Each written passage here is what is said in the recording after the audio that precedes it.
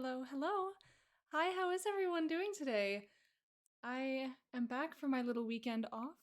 I visited my parents, I visited my partner, I did a whole bunch of stuff. I had my little birthday celebration. It's a little bit preemptive because it's actually tomorrow and not this past weekend. But hi. How is everyone? I have my mug at the ready. I've already taken a couple sippies. I'm probably going to have to refill it very soon. But we are back with more birds. It's bird season. Birthday celebration? Yes, it's my birthday celebration. And so, yes, we are celebrating all these wonderful little burbs that have been burbed this month. And we're going to try to add at least 2 more today.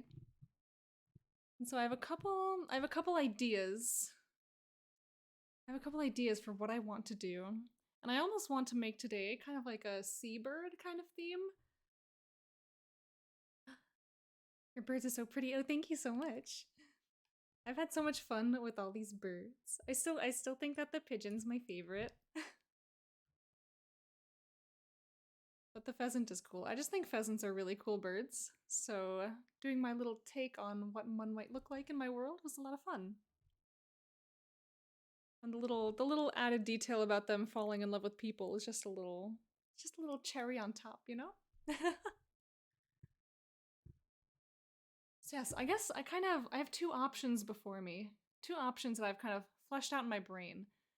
We could either do some stinky seabirds, or we can do some sneaky owls. And I know, of course, with the name of my everything being Strixline, owls are kind of what you might expect out of me. But I think in the end I plan on doing both anyway. Oh, but also I did want to introduce my 2 new friends as of this weekend, here for Bestiary February, little duckies. One's pink, one's orange. They're my friends now.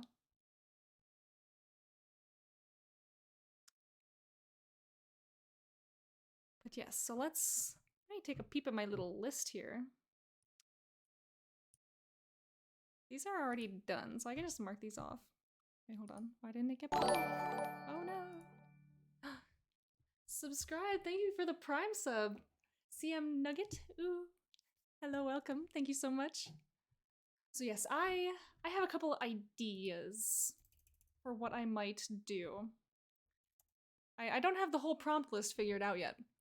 But I have at least a couple little owls that I want to make for my world. I have a couple seabirds. I was also thinking maybe one of these days we could make the Aurelian carrier pigeon that the first pigeon on my list was like bred from, like kind of like based off of. And so we can get a little origin story with our little boy. And I don't know, since I actually kind of miscalculated. I thought that my last Bestiary February stream would be on Saturday, but actually my next Tuesday stream is on the last day of the event. So I actually have that extra little day there. And I was thinking that might be Sea Scamp, yeah. I'm just coming up with fun little names. But yeah, I have this idea in my brain of like the scrunkliest little like seagull kind of bird that you can think of, and that would be the sea scamp. And I don't know, like obviously a barn owl is a real bird that exists, but I kind of just want to have them in my world, just have them be a thing, and I would take any opportunity to draw them because they're my favorite bird, so I could find a way to make them a little more unique to my world, of course. Krusty Squawker, oh. That's such a good name for a bird. Oh gosh, so I don't know. I'm kind of in love with the scrungy little bird. So I think we might do that one today. I don't know. We pop over to my little art screen, we see our little pheasant from last time. It's a very good creature. So let's see if I can just grab myself colors I like to work with. Make a little group.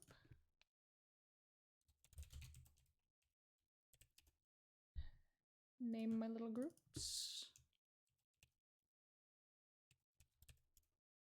My little sea scamp and brine swoop. I don't know which one I want to start with first. We'll do a little sea scamp action. How about that? With the dappled gold and black neck pattern on the pheasant. Yeah, oh my gosh, he's such a pretty little guy. With a very blank stare. That's that's about as much as I drew into that face.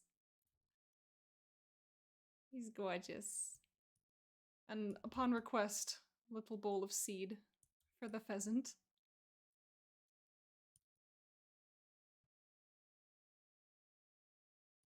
Yeah, so I'm just having like the time of my life. No thoughts, like me.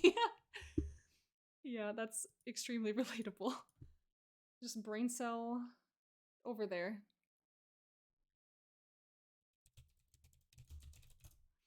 So I'm gonna see if Google has any ideas for me on what like a crusty bird looks like. And that's going to be what the sea scamp pretty much looks like all the time.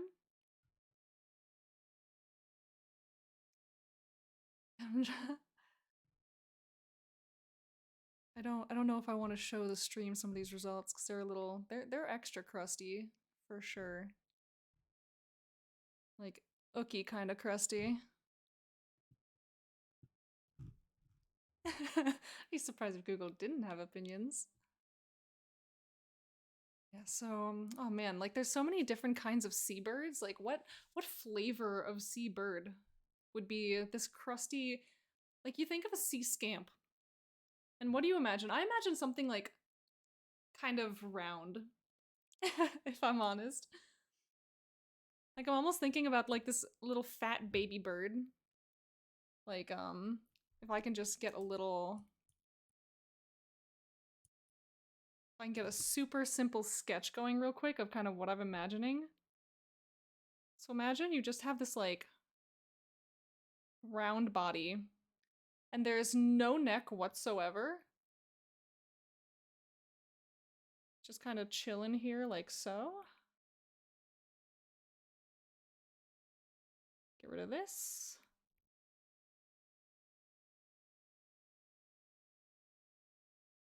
Maybe he's got little wings going. And of course, gotta have those like long seabird legs.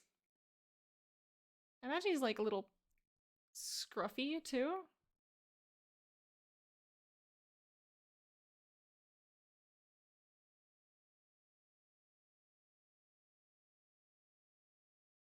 Oh my gosh, what do seabirds like their beaks to look like? Kind of long, right?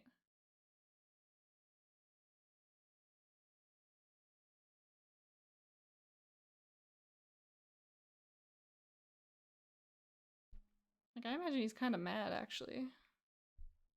Like look at him. Now that's a little scamp. But of course we gotta make him fancy. This angry little guy. Imagine he's just so icky and round. Yeah, like little sandpiper. Honestly, that's like one of the visuals I kind of have in my brain going on right now. I think they're delightful little birds.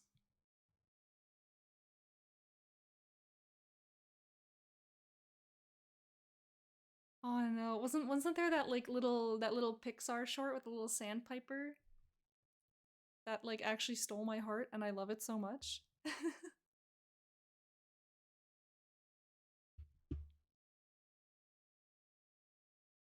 Aw, see this little guy? This little cutie patootie? I I love this little creature. Yeah, Disney Pixar Piper. He's just a little fella.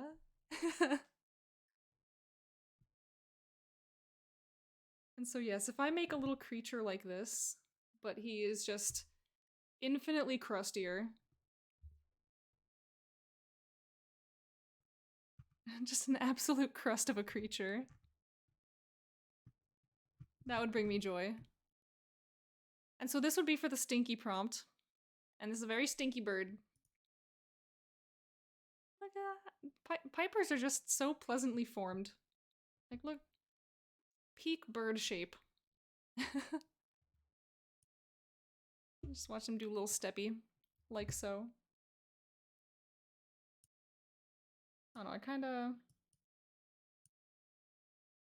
I do kind of like what we're going on here.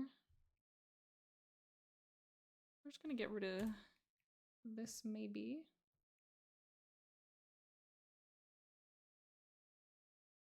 Maybe we get rid of the, like, entire leg. Do a stanky step. Stinky, stinky birds. Little...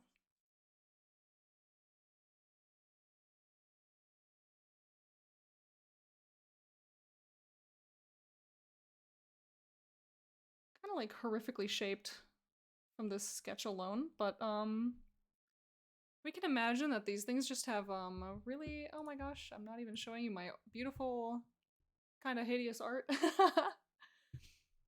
He's just a little gross guy. He's got extremely long legs.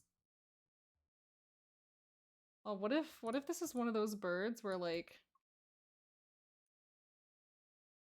I don't know who in the chat might be familiar with the green heron? Where like it can just be hanging out, but actually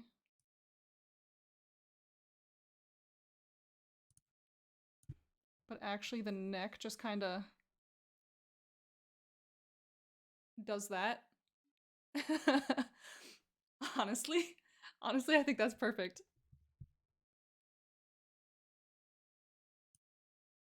So what if we just have this awful little beach creature and you just see them? And maybe if you're just like walking around on the beach and you see them and they're like roosting and you just see them kind of like this, like they're just sitting. You don't see their legs, you don't see anything else. The green heron, yeah. It's just, you just see it hanging out. It's like, oh yes, and then whoo. Yeah, I imagine you see these little birds and you think, oh, they're just hanging out. They're little round boys. They're just they're loafing around, you know? But then they stand up and their legs on their own are just already uncomfortably weird and long. And now their necks are just like also uncomfortably weird and long. At least they're a lot longer than you think they would be. You know what? Yes, I love this terrible creature that I've come up with. So yeah, I think that'll be our little scamp. Let's get rid of these leggies. So for our little sample, we're gonna have this little guy who's just kind of sitting around. And then for the main feature, we will have this guy. And maybe we do a little more.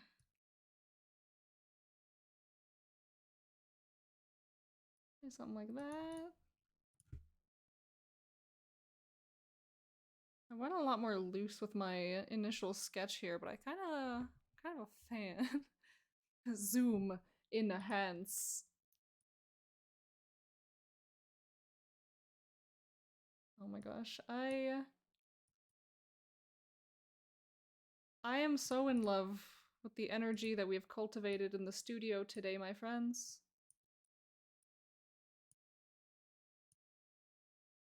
Very scrunkly little creature.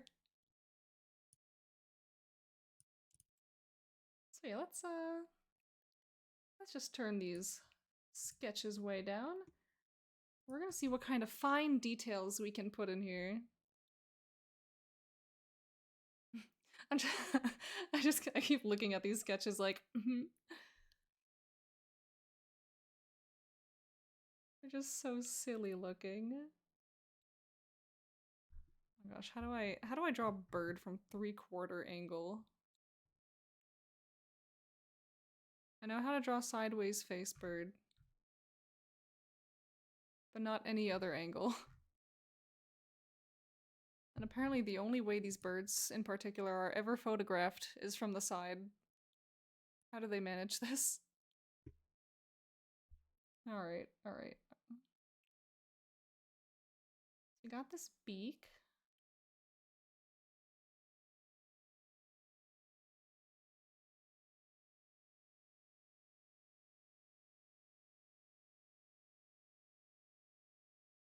Gorgeous, beautiful creature.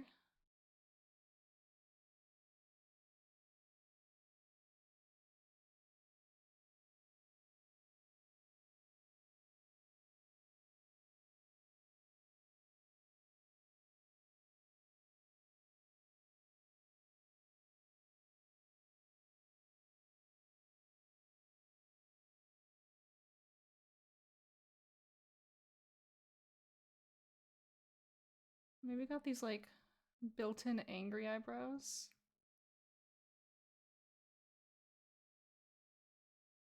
I'm almost thinking about gosh, what is it called? Like a ptarmigan? I don't know if that's the correct way to say it, but like they got these like bright red eyebrows. Let me consult.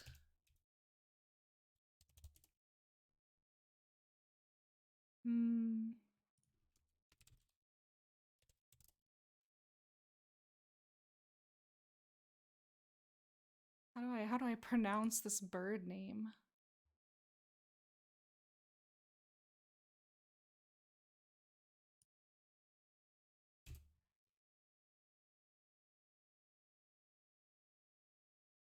Hello? Wikipedia, please tell me. It will not tell me how to pronounce it, but it will tell me what it sounds like. Anyway.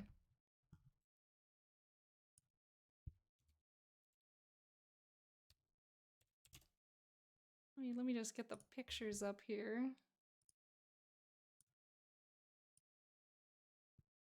See, look at this creature with this like bright red eyebrows. Very stylish, very lovely, very chic. Oh, but also look at this guy. Birds are just so interesting. Oh, this is the guy that I like. Just angry eyebrows. Such an expressive little creature. Yelling. I zoom in on this. Yeah.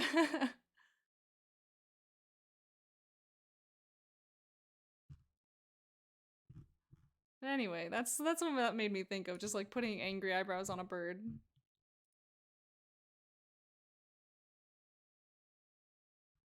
This creature. Oh, this one's yelling. Ooh. Ah.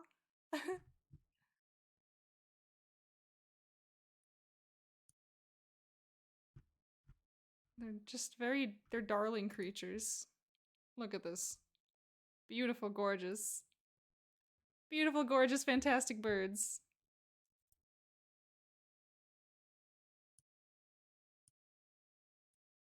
Yeah, so that is kind of what I was made to think of in the creation of this. So yes, let us continue in our little burb quest.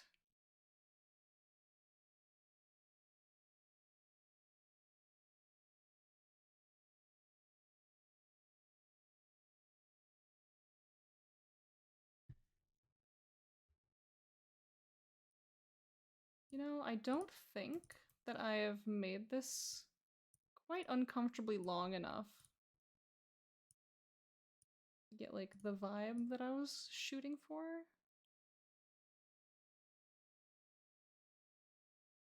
What if we just go up there?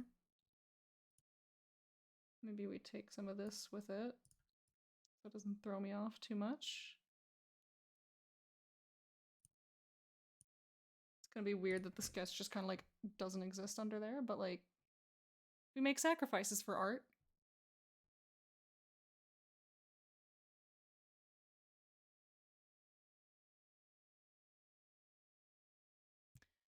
So this roughly neck.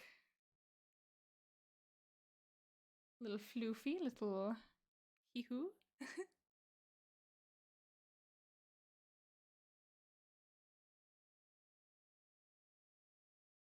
The god of this world loves all of its creations, and it is me, I am the god.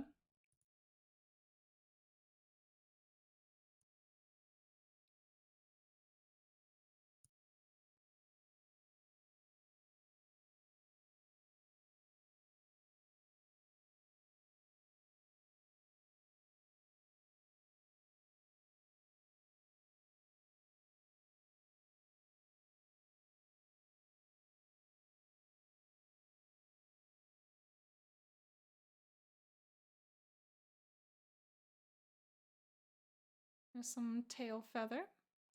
Wasteland Ranger, hello, how are you? Welcome in. Today we are drawing a very scrunkly bird.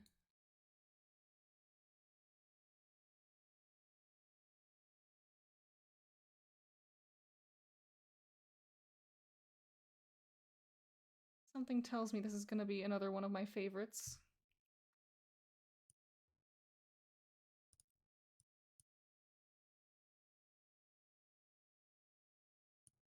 On the uncomfortably long legs also didn't really translate well in the transference of this sketch.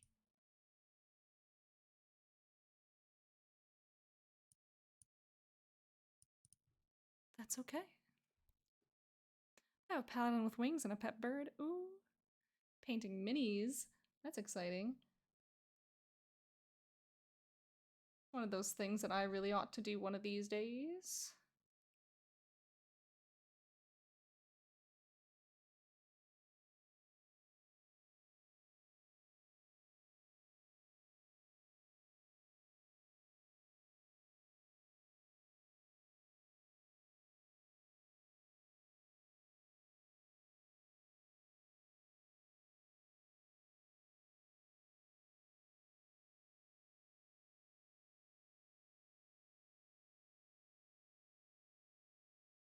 These kind of like knobby knees.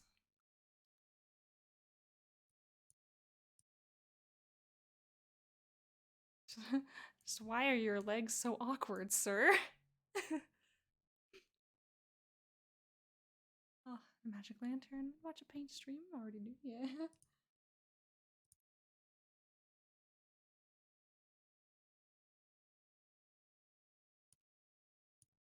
I don't know. I'm a big fan of this creature. Got like this. Got this very round body. Very. Yeah, fluff mode on left, intimidation mode on the right. Yeah, that's on the left is like, oh, I'm just chilling, I'm just having a good time. On the right is, hello? It's just we have stood up now. There is a problem that needs to be addressed. You can tell he's looking at you like, sir? Side eye.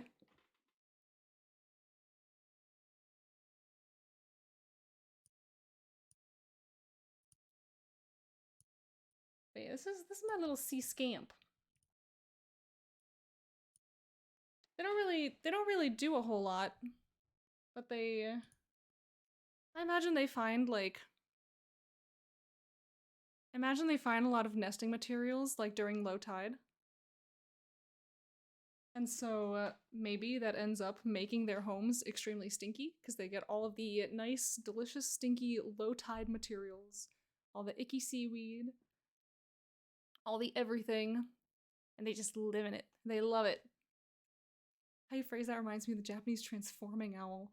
Oh yeah, I think I know what you're talking about. I think I remember seeing something about that like forever ago. It's just kind of like depending on how they're feeling and what they're trying to intimidate, they're like kind of like different forms. They're big or they're long or yeah. He's a cool boy. Birds are just so strange. They're so wonderful. They're all excellent creatures. So yeah, let's draw this little guy. He's just hanging out. He's having a good time.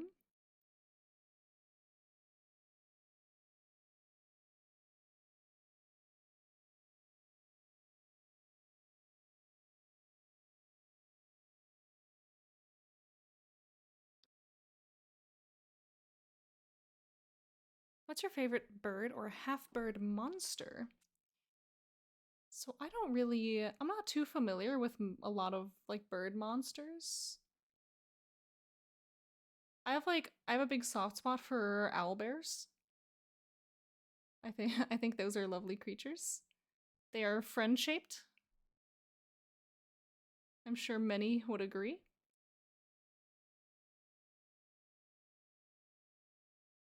I also really enjoy the knife birds in Elden Ring. Because I have seen many of my friends terrorized by them.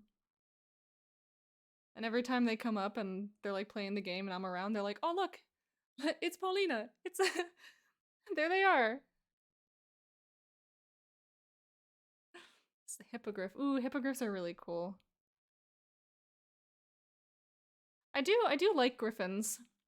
Um, I do find it also really exciting when people do like those mashup kind of griffins of like here's a different kind of bird species and a different kind of mammal that's like come together as a griffin. Like oh my gosh, I think the most cursed combination I saw was like rats and seagulls. Yeah, the rat pigeon. Seagulls are just seagulls are cursed creatures. They'd fight God for a bagel.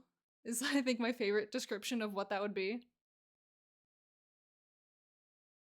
Or they'd fight God for half a bagel.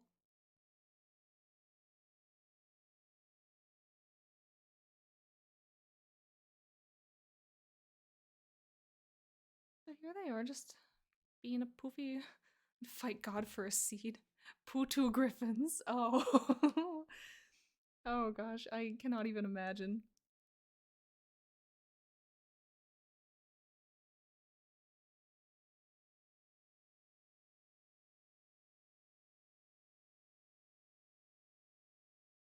Oh my god, look at this little orb.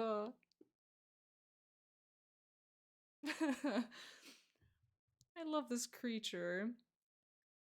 It's so cute, and then it stands up.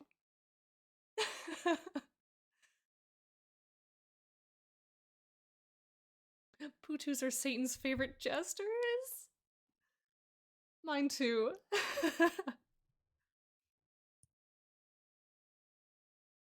Oh gosh, so now how do I want to decorate these lovely little seabirds?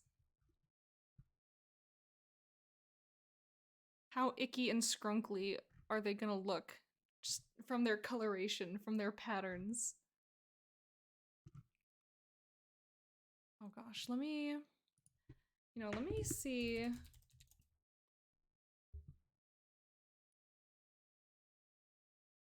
Let me see what kind of stuff just kind of lingers around during low tide.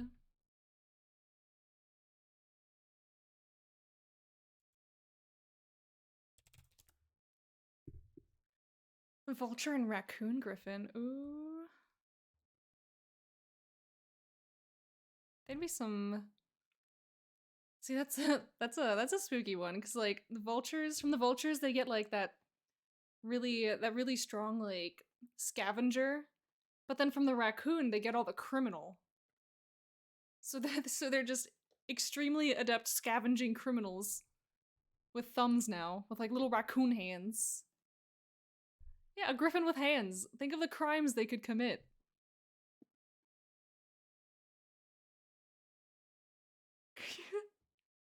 Criminal masterminds. The vulture half knows what it wants and knows where to get it, and the raccoon half is like, I got the tools. Let's get grabbing.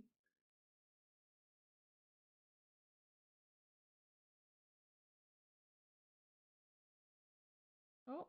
Oh no, I drew something on the wrong layer. That's fine.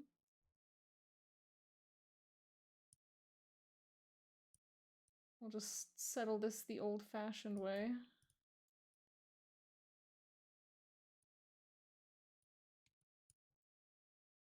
Select inverse. Delete that. Merge that down.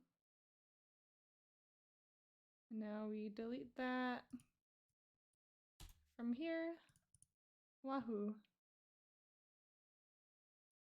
Beautiful. So I'm thinking maybe we might have some kind of like maybe like a red-green kind of coloration on these birds, kind of mimicking like old gross seaweed that's kind of just been left on the shore during low tide. And all that seaweed is going to be the kind of stuff that they live in, that they nest with. And so that is what they're going to be trying to blend in with. Of course, let me see. What kind of color? Maybe they got these little white bellies?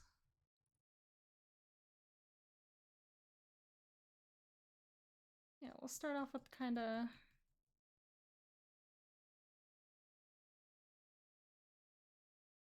I'll get these colors going real quick. And then we will decide kind of where we want most of the color to come in.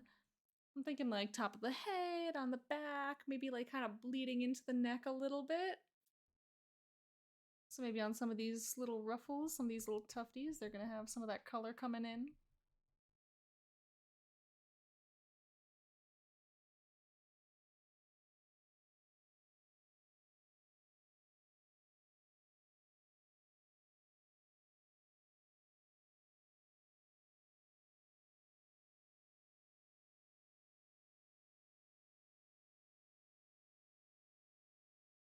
White leggies.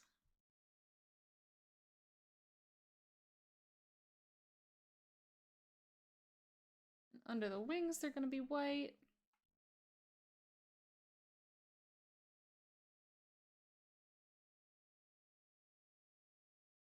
Yeah. So I think they will be kind of like white on their undersides like that. And we can see some kind of... Oh, it's like a kind of...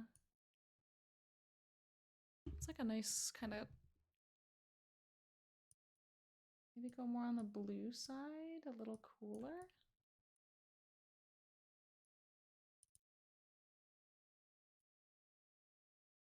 I need to not do that. I'm testing these on the same layer. I don't know, I kind of want them to be a little warmer.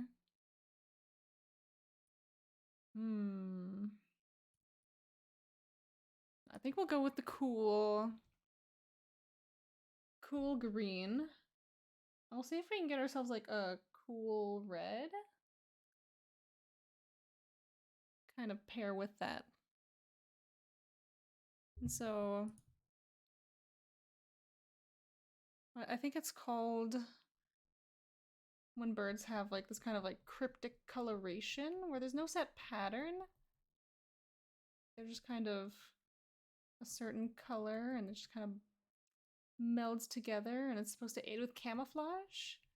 They're gonna have this kind of cryptic coloration of this green and red that is really common to the shores during low tide. And I'm rather a fan of that. So these colors will just kind of be scuttled all throughout. We're gonna have this, we're gonna have the red. Maybe it's a lot heavier on the edge of the wing.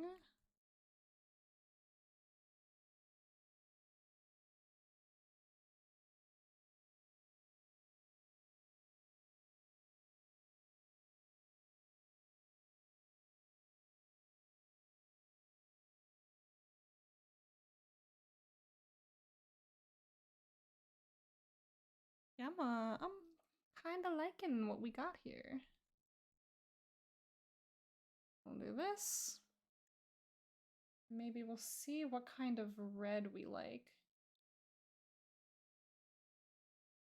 Like almost,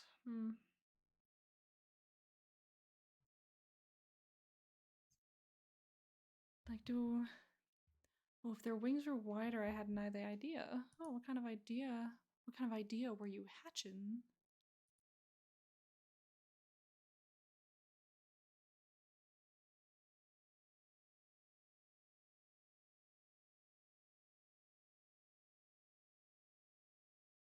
Maybe if they had this red just kind of popping through.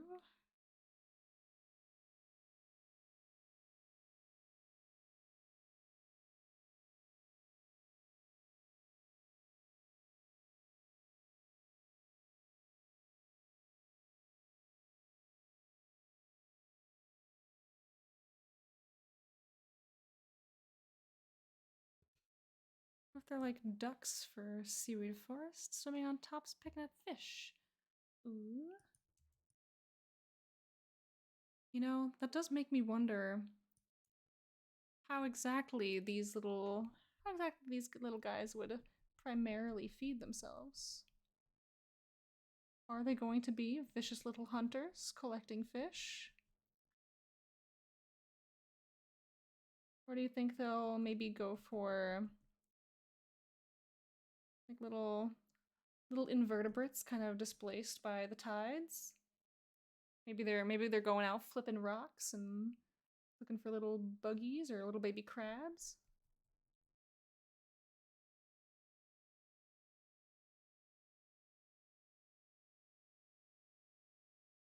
I don't know, with a name like Sea Scamp, I imagine they're just gonna be kind of rummaging around the shoreline, just kind of picking stuff up, putting stuff down, just grabbing whatever they can manage. Yeah, it's just such a it's such an awkwardly shaped bird. I love it so much. I love this little guy. Boardwalk bird.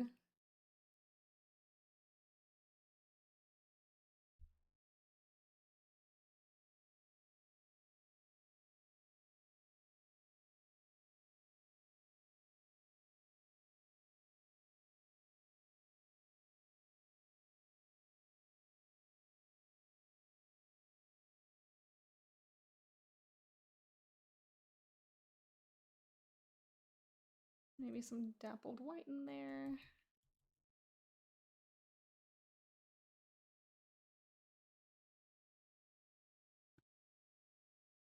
And that is lovely little. Oh, you gotta go. Oh, thank you so much for stopping by. It was really nice having you here. I will do my best to have fun. I hope you enjoyed Scrungly Bird.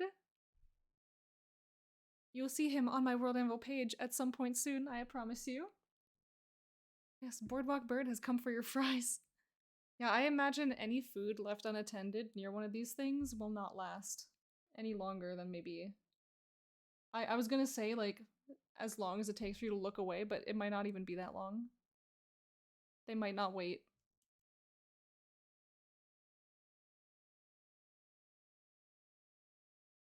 If they do not perceive you as a threat, they will just walk up and take it.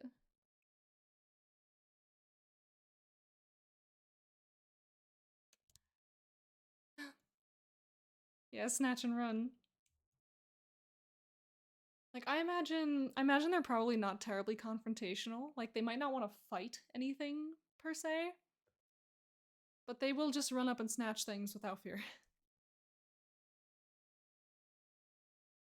Yeah, no, that's a creature. No, that is indeed a creature. Now let's get this, let's get this little guy some coloration on his puffy form.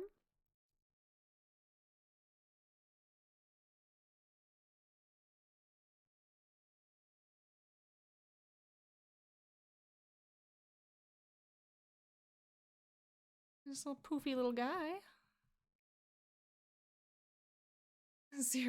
Zero fear of theft. Yeah, these little guys. So, alright, you caught me. I don't care. I still got your fries. Goodbye. I'm running.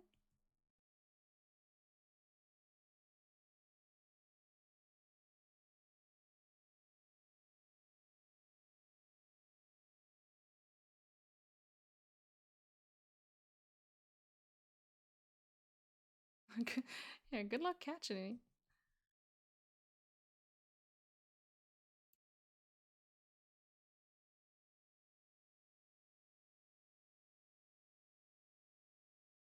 I imagine even people researching these birds are just gonna have a hard time getting them. Aw, Sippy! Thank you for the sippy.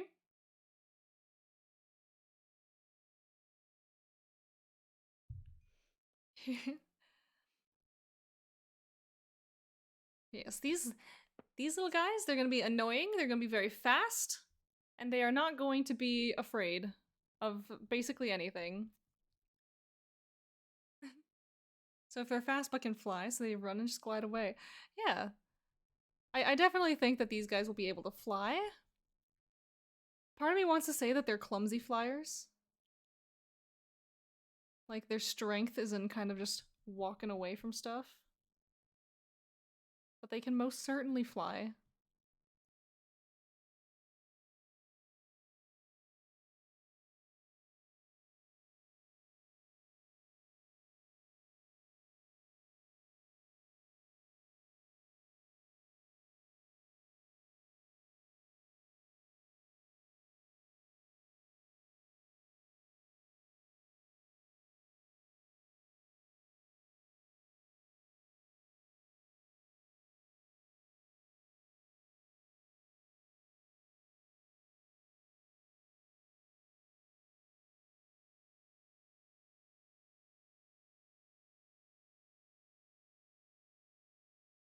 It's just such a little cutie. Yeah, running starting a good breeze. Yeah, absolutely. And then good luck catching them. Because they will be gone with the wind.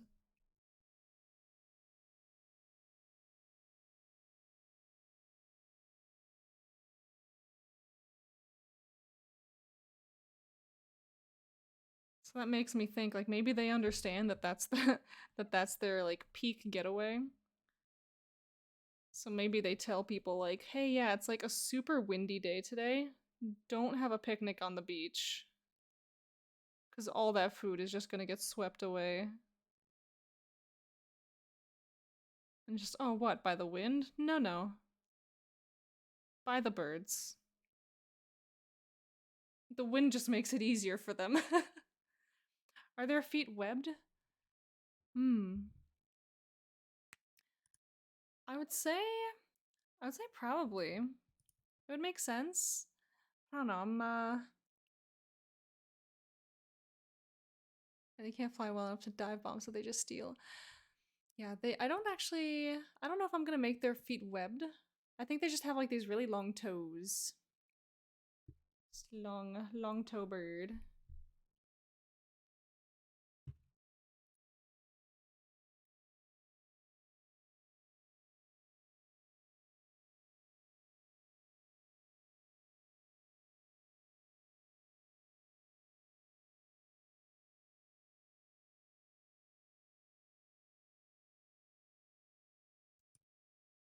Yeah, so here we have them. We have our little sea scamp.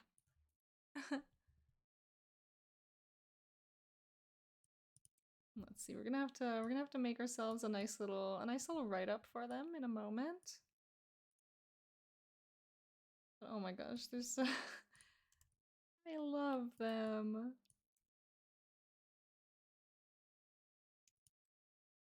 I'm glad we're starting off today's stream on like such a strong foot. Like I'm already so happy with how this one came out. Renua, hello, thank you for following. How are you doing? Have you done any raptors? I have not done any raptors yet, actually. I was thinking, well, today was either gonna be a toss-up between seabirds, which you can see which one I've already chosen, and owls, which I'm thinking maybe Saturday I might do owls instead. But we'll see. Because we have, for Bestiary February, we have bonk. I have been bonked. Oh my gosh, posture check. Hello. So yes, we have Tuesday, which is today. We have Saturday, and then we have next Tuesday, and those are the last 3 days that I will be streaming for Bestiary February. Because of course, next Tuesday is the last day of the month, which I didn't realize when I made my schedule. So I made my little tweet. I was like, "Oh, we only have these like next 2 stream days to do this challenge."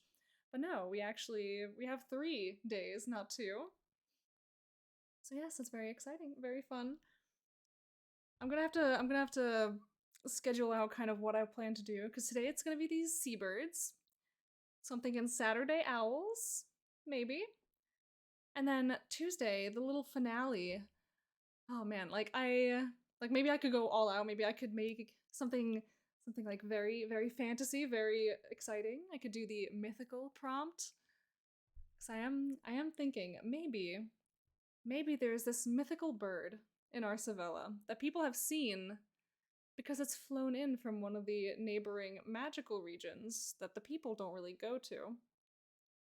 And so this little visitor, this myth, this magical thing that people don't know how to bend their minds around because they don't even understand what the concept of magic is. That sounds like a fun little topic to close off Bestiary February. Especially because like the whole theme of it for this month has been kind of like these rather mundane little birds. Like the not quite fancy ones, just everyday birds that you would see in a pretty everyday region of my world. So I'm just gonna export this so I can upload it to my little page. Gotta grab the correct folder. My little sea scamp. Alright, so let us... It'd help if I actually opened up my files so I could actually get the file from point A to point B.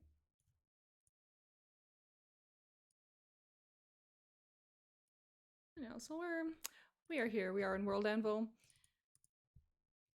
I'm just gonna sort out my image, all the little alt text, make myself the artist credit.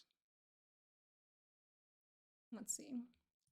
Edit this article. We shall make our little section for this new guy that we've just created. Let's see where... That is the end of that.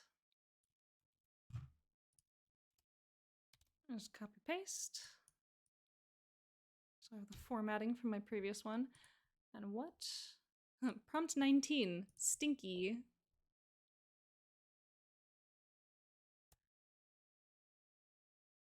Yes, so we have prompt 19, stinky, with our little sea scamp. I don't know what it is, just the name Sea Scamp. I know I came up with it, but I am just so in love with it.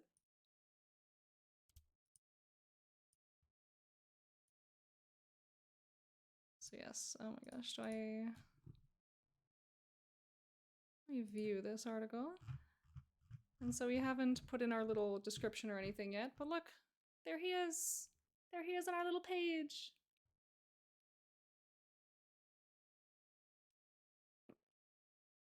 So yes, what will I write about this little guy?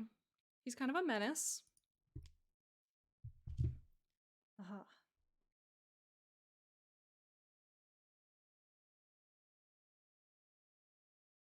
I'm trying to think of like the best way to intro this little creature. Because I definitely want to mention just how much of a menace this thing is for any beachgoer. I don't know, like... Cause like I don't necessarily want them to be quite as common as, you know, like a seagull. Cause, you know, you go to the beach, you expect to see seagulls, you expect them to be in your business. I don't know that I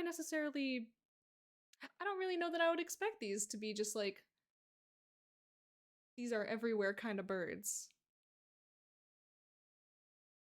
Maybe they're like, these are everywhere kind of birds, like around the rocks, around the like rockier shores.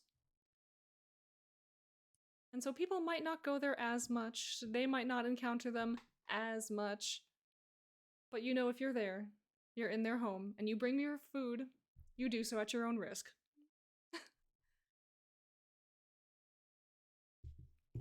Oh yes, it would help if I actually... Yes, Sea Scamp. For prompt 19, stinky.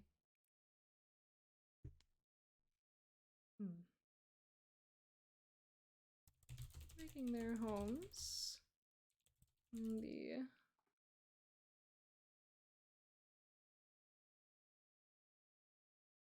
stinky seaweed left behind during low tides. sea scamp is a menace of our Savella's rocky shores.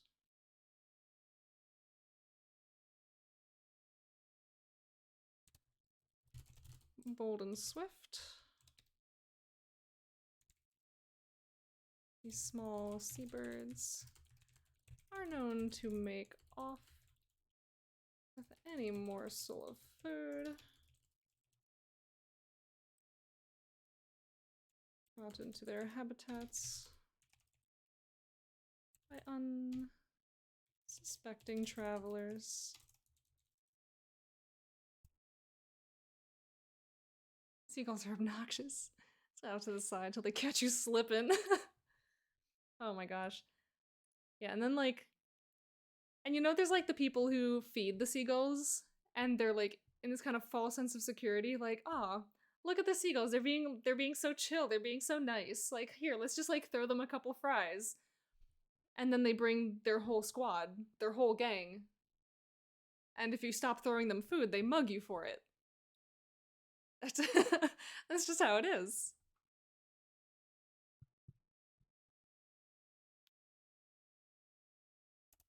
Then they get bold, then they get brave. Then they think, ah, this food is for us, surely, if you've given me even a small morsel of it. And that's how you've given up your entire lunch. If not your lunch, then you've given up your venue, because they will run you out of it. Like, oh, you wanted to enjoy this beach? Too bad. You've ruined it for yourself.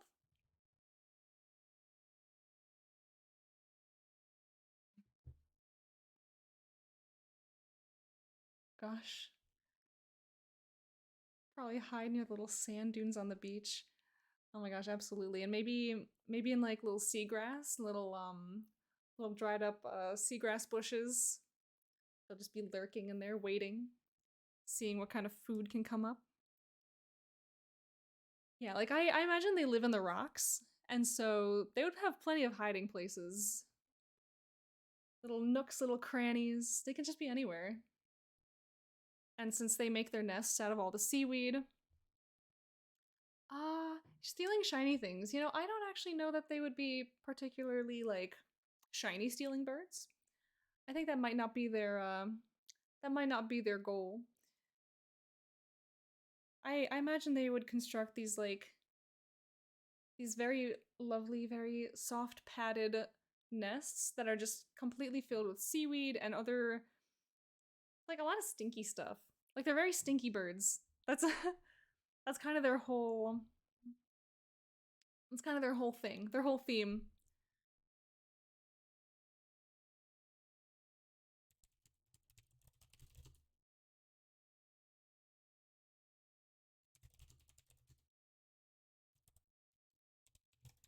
Though a delight to watch with their lanky frames.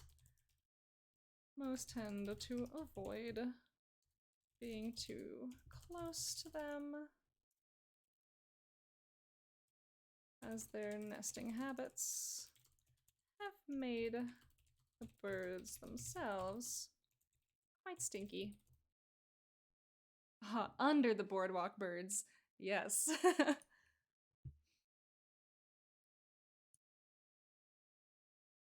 So yeah, we have our little description for the sea scamp.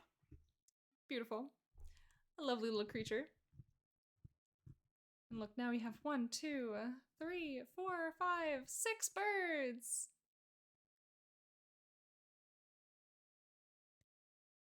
I don't really know how much how well I can top this bird, because I just love it so much. I love making it, I love what it is. And I absolutely need to write stories about this little creature. I imagine this is the kind of thing where if you ever have a D&D party and you have like a beach episode, because you know those are classic, they're required. These would be like enemy number 1. And the whole point of the session would just be defeat the birds without hurting them, because they're just birds. They're just shitty little creatures, but they're trying to take your food.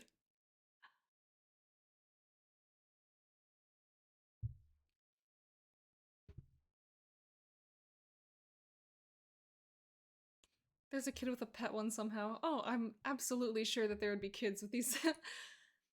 Like, there would have to be at least like some kids somewhere that has made friends with these birds. And maybe they like bring each other food. Like maybe the kid is also a little thief and they're just like picking food off of people when they're not watching and they feed the little bird some of the scraps that they get. And in return, the bird steals some of the scraps and gives it to their little kid friend. Oh my gosh, I love that. I'm gonna start like I'm gonna start crying if I think about this for too long. But yeah, so if we are carrying on with the seabird theme, my next idea for a seabird was kind of like a less silly one, a less funny one, but just like a kind of one of those very swift, like kind of on the fish hunting side of birds. So kind of my working title was a brine swoop. And so we go back to our little art screen. We see what we can come up with real quick.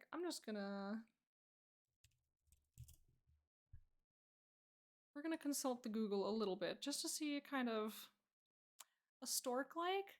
Maybe a stork. I'm almost a little inspired by this video I saw of a heron kind of getting one over on a shark that was actively chasing a fish and it just kind of swoops in like, sorry, it's mine. Sucks to suck, bro.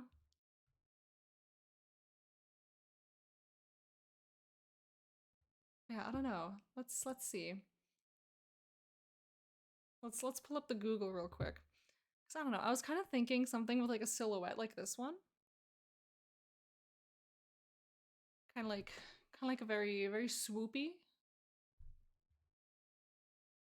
Like look at this thing. It's beautiful. Beauteous. Like a sandwich turn. Yeah, like turns. Like these kinds of things that you can just kind of see them dive bombing the water and just like catching stuff.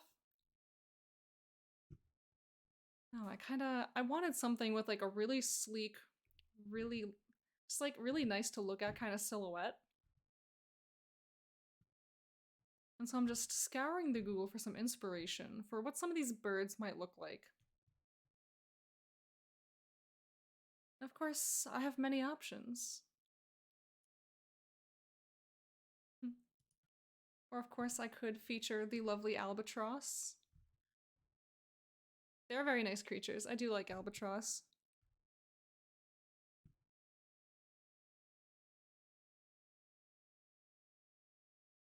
Maybe one of these days I will have my own take on the blue-footed booby. I think those birds are so much fun. A pelican? Ooh. Puffin. I already made a puffin, but I like looking at them. Look at these little guys. They're so nice. Little puffin. Yeah, okay. So.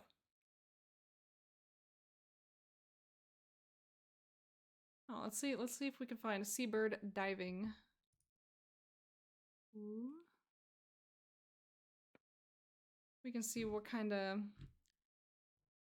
birds usually do this kind of stuff. Ooh.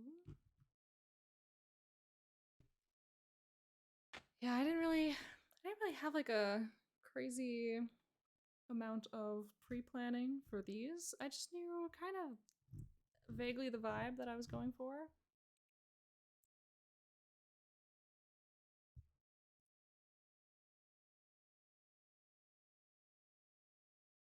Ah, so okay, so here's a little graphic with maybe the different kinds of birds and how they swoop. Ooh, pursuit plunging, surface scavenging. Ooh. Yeah, that's really cool. And there's You know, I think pursuit plunging sounds really cool, so I'm gonna look at see what a shearwater is. Little piper. Shearwater. Okay. Okay. I can, I can work with something like this. This kind of bird shape. So look at this. Look at this creature. Like yeah, it's very nice. It's very uniform. It's a very pretty bird. It's a very simple bird, obviously, looking at it, but yeah, look at this. Standard fisher bird. Yeah. Like I absolutely need to have like an arsenal of birds like this in this region because these would be all over the place. This would absolutely be huge in the population here. And so let's go back to art screen. Let us see what we can figure out here. I already copied my line art color. And so, let us see. How do I want to draw this creature? Do I want it just standing around? Do I want it flying? Do I want a picture of it diving? Probably do want like a picture of it diving. This is the sailor's friend, I think. Yeah. I definitely need to look into some of the relationships between sailors and birds, because I know that some of those friendships are really strong. I know some birds are friends, some birds are menaces. We'll have to see exactly what the nature of these relationships can really be. So I would love to incorporate more of that in my world too. See, that's like there's so much of this in world building. It's just so many things to think about. So many little creatures and people interactions to think about. I don't know, like it's so much fun. It's overwhelming sometimes, but honestly one of my favorite things about it is just I never run out of things to do. Like I never run out of material that I can work on. It's just the quest of figuring out how exactly to prioritize all of it so that I don't end up, you know, just running away with random stuff and never ending up with like a coherent zone or story or anything else like that. So let's do like a little, imagine this is just my rough sketch. Imagine we got a little swimming bird. Block out rough shape. Kinda got these like hooked beaks.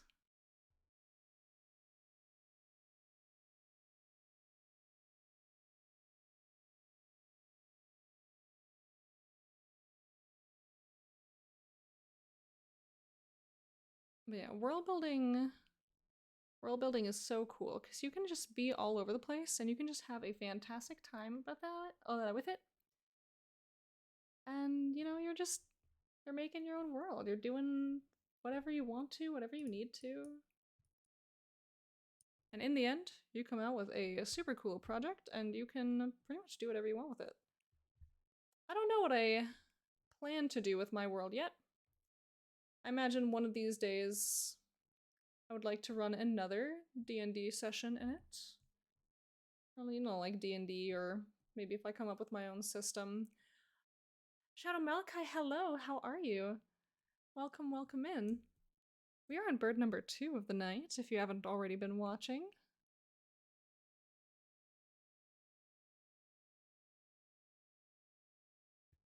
Today is Seabird special.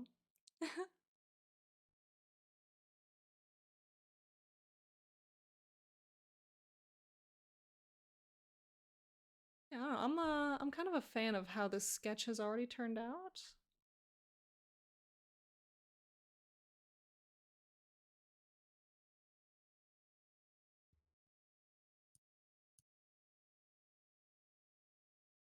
So we're probably going to have this sketch here.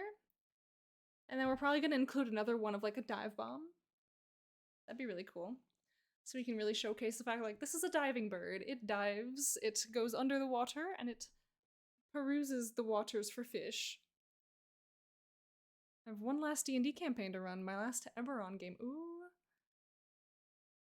Eberron seems like such a cool setting.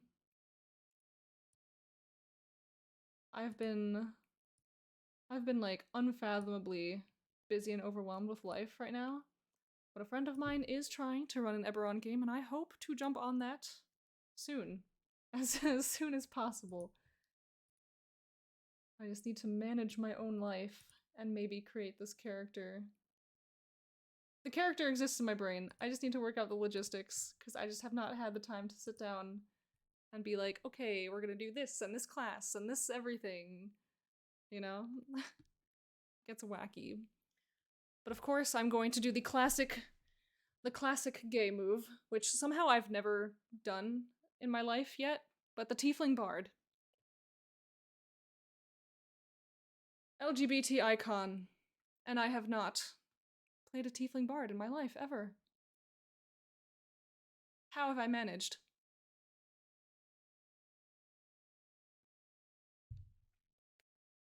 Oh well, this is the first time for everything, right? Maybe I'll just play this one character and be like, oh, so this is what I've been missing my whole life, and then I just never play anything else ever again.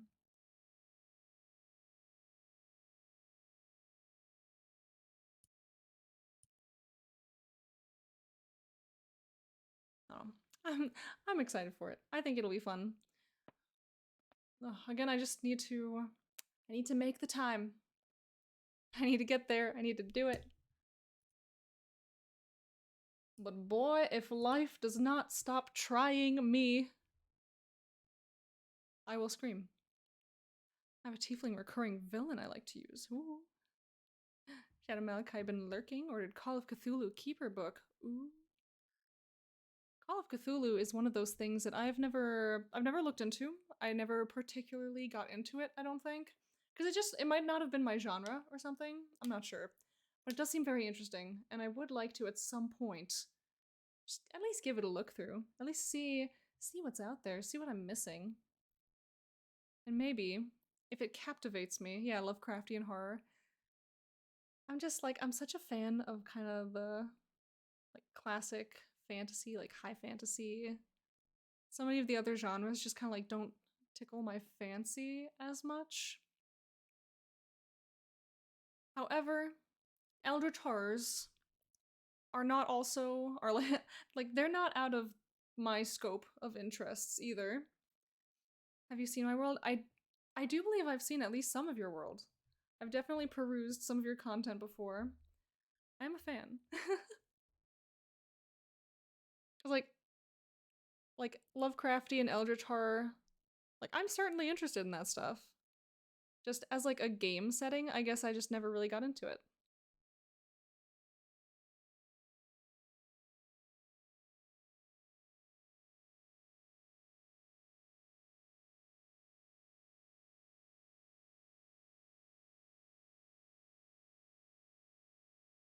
We got this nice pointy beak on this bird.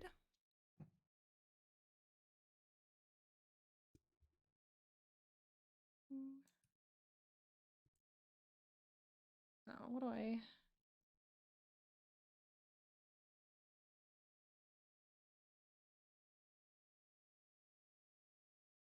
You got these big friendly eyes. Working on creating a TTRPG of my own based in an asylum. I use a rule set from Call of Cthulhu, but changed a bit. Ooh. Yeah, that's really cool. I've never really delved into making my own rule sets. I don't know if I personally will ever kind of need to or want to. That's certainly something to consider. Because I know, like, my world kind of was born as like a D&D 5e, just kind of homebrew setting. And I have since tried to kind of divorce it from that context.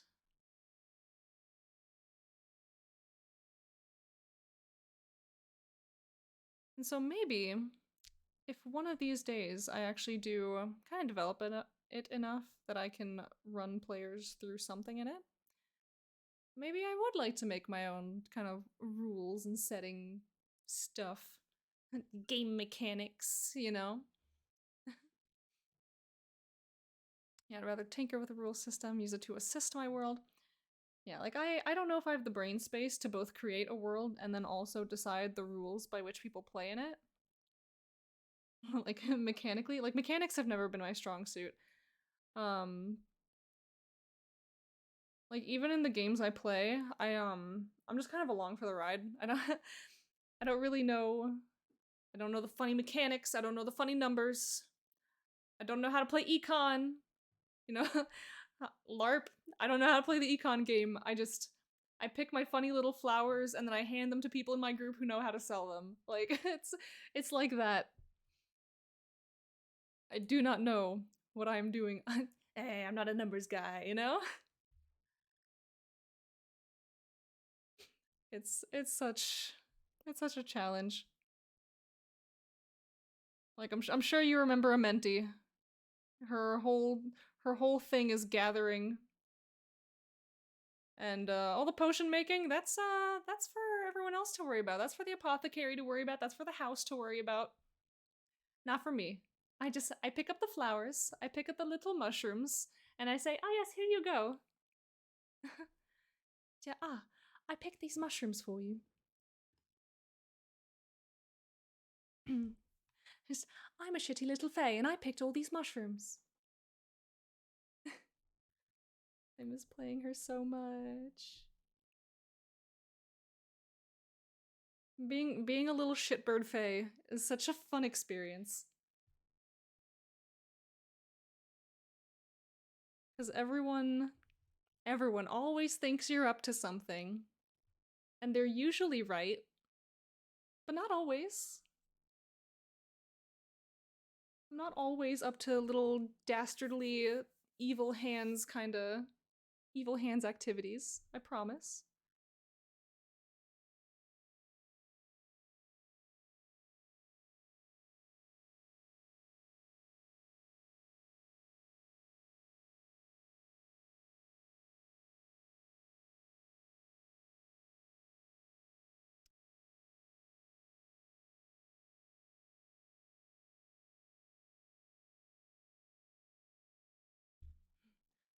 Like when everyone was about to run off and see who was summoning a demon. Listen, the Fae were not involved in that, I don't think. I don't think. I think it was the orcs. And, you know, us Fae, we hate them orcs. Me and my homies hate the orcs. Because they're just us, but worse. At least in this game. I cannot speak to established orc versus Fae lore in other systems. Oh, he looks like he's got a little smile. First game, the Fae had to have a meeting about not stealing names. Well, listen, sometimes we have to practice some etiquette to make sure that the town doesn't hate us. But we make exceptions, don't we? Sometimes a name just needs to be stolen.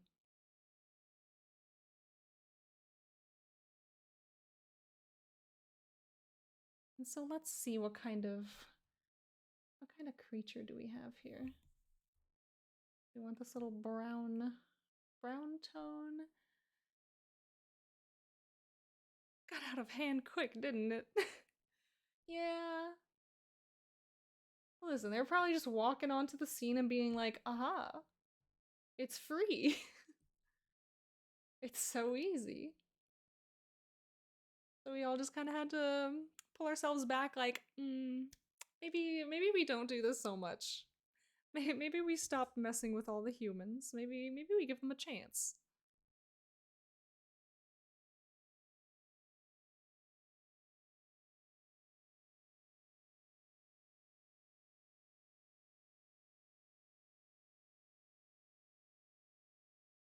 So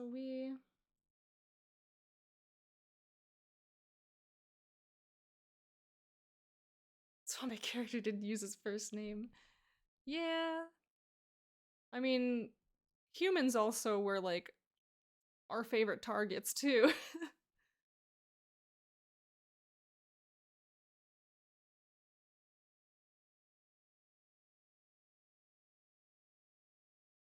Like that time Minx had a little fae party and it's like, oh yeah, bring your favorite human. It was so good.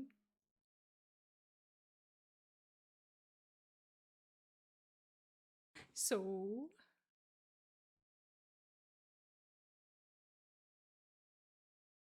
I'm thinking what article I would like for you to read. Oh, you're gonna submit one? Just toss one over my way to have me read it.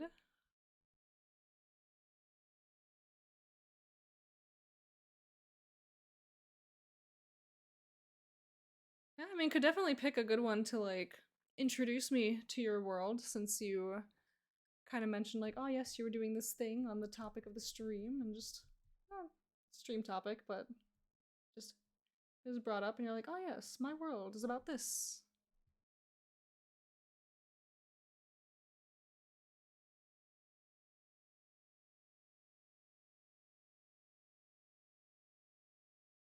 I do think I've seen at least some of your articles before. I just don't know that I've ever looked into like the whole world itself to kind of absorb the whole theme, you know? Mink's getting sent to the mines for being bad. Yep, back to the mines with you. Poor Minx.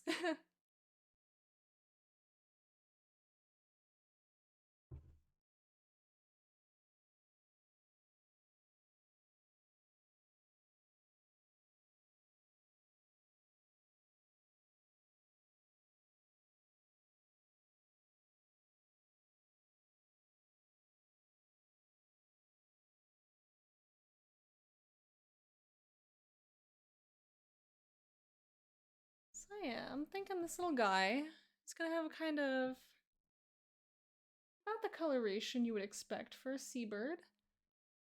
Maybe he's got like more of a blue tint than some of the standard, like kind of brownish tones.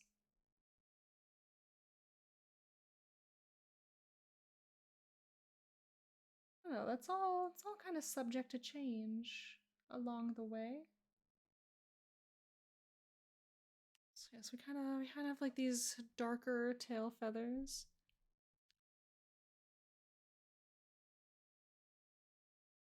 Maybe the tip of the beak is a little also that color.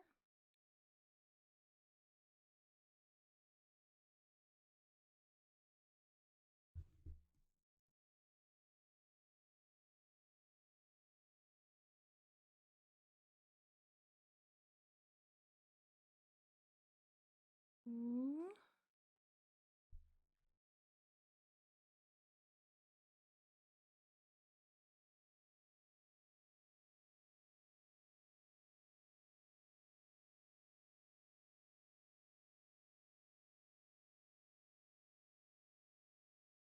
Yeah, I'm liking this.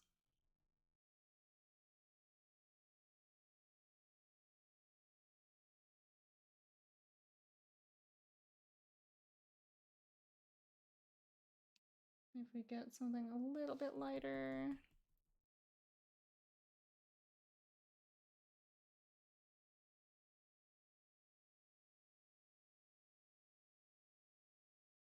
Just kind of fills in a little.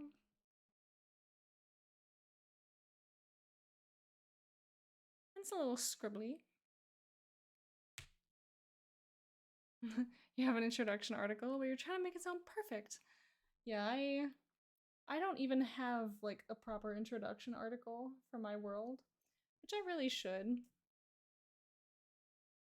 That'll be kind of one of my next goals, I suppose.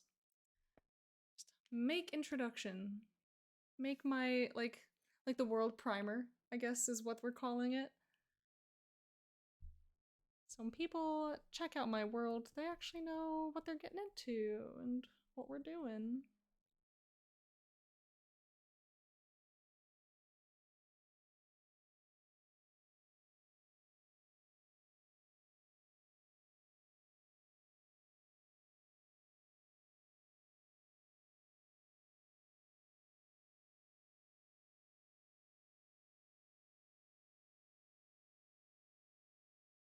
Yeah, and like I know some of the categories for the World Building Awards were like, oh yeah, submit your primer. I'm like, I don't have one of those.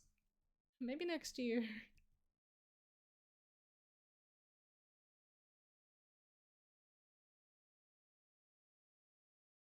Yeah, I'm just glad that I submitted anything at all for the World Building Awards. People have been saying some very nice things to me, saying, "Oh, you know, like oh, some of these might pull a win," but I don't really know about that.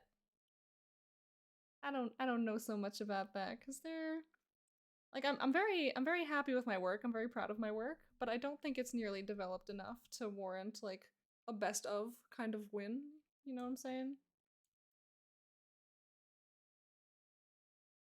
But I remain hopeful. I mean, if I thought I had no chance at all under the sun, I probably wouldn't have submitted now, wouldn't I?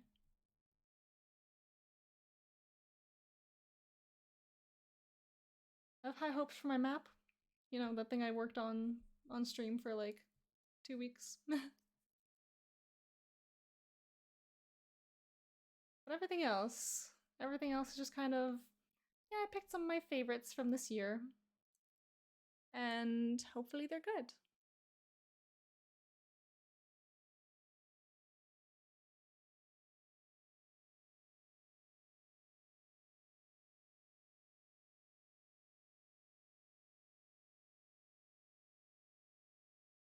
I really like the way this creature's coming out though.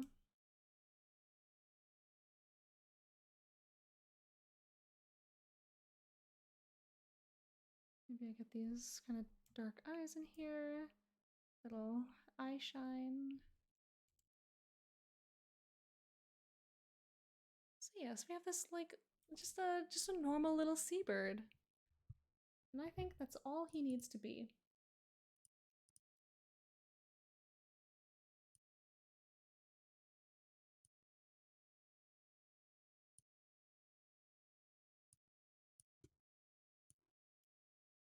I think he's perfect the way he is. He's like a lovely little kind of bluish gray color all throughout, and the kind of really like super desaturated blue gray, white belly and face. Yeah, I think he's very cute.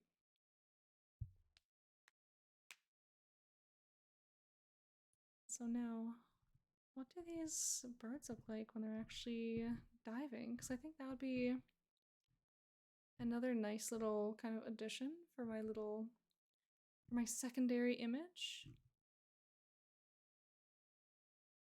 A good bird. Thank you. I'm quite happy with him. He's just a little sweetie. Just floating along, maybe waiting for some fish to come around.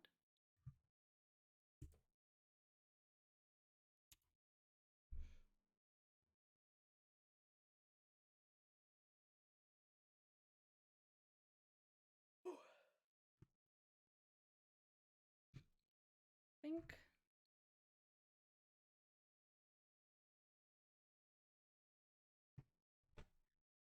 yeah, so I think these birds don't they don't really swoop into the water so much as they do just dive right from the surface. So rather than having an image like a flying swoop, maybe we'll try to see a good reference for what it looks like when a bird is just diving. Oh, let's have a gander, shall we? If you got pictures like this, and that's definitely it's really cool. I can almost see it through like the 6 pixels that are actually on my screen.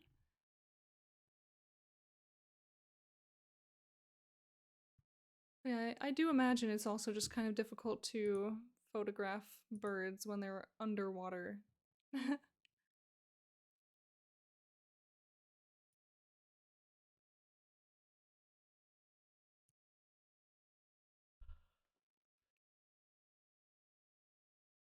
What about a letter which is framed as a world letter, inward letter, but meant to address the World Anvil community? That sounds very fascinating. I'm curious as to what it says and why it is addressing the community.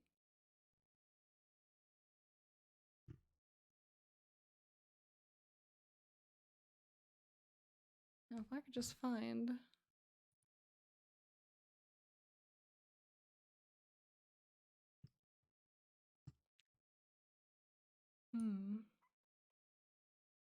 Here's a video. I don't know. Alright, don't expect it to be perfect though. Oh, it's okay. We don't need to be perfect when we're writing. Goodness knows I'm completely not a perfect person. Ooh. Oh my gosh, I need to turn that feature off on Streamlabs because it's just really annoying. I did get the link though, so like you are fine. I just fear not. I will stop this from being a thing.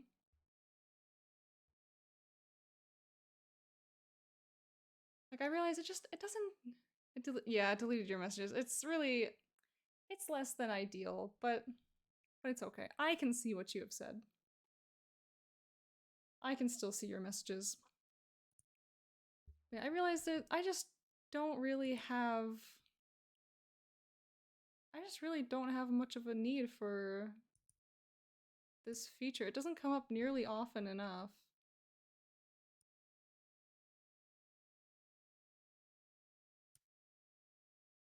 But yes, we could take a little bird break to read this article.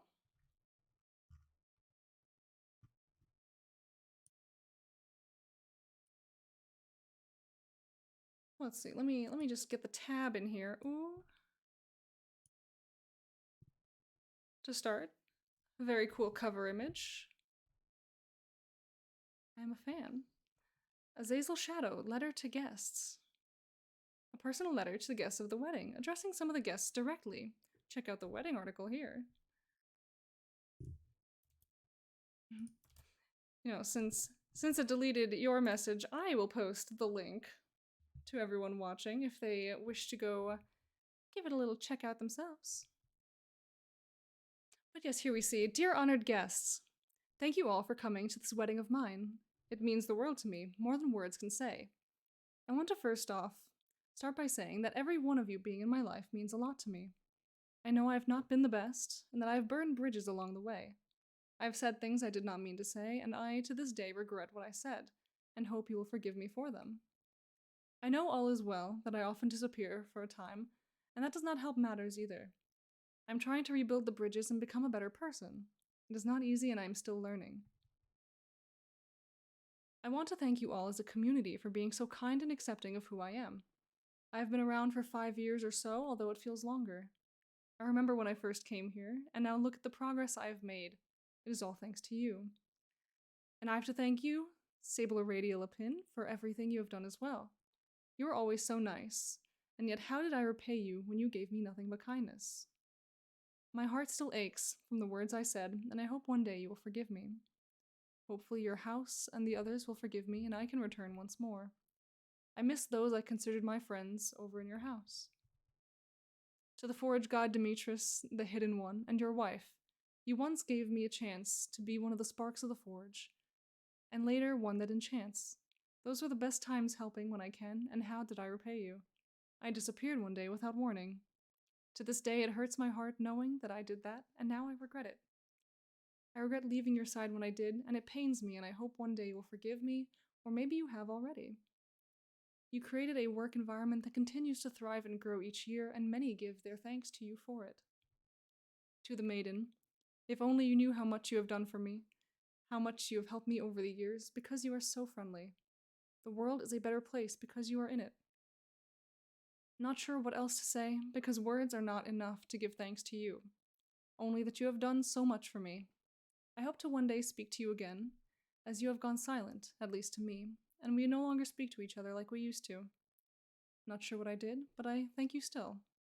Without your help, a lot of what I have done would not have been possible. You have such patience, like the goddess herself. To the sages and above, what would I do without you all to guide me on this journey? the advice you have given me, and the journeys we have been on and still on together. Thank you to each one of you, and to all the guests that have joined me on this journey.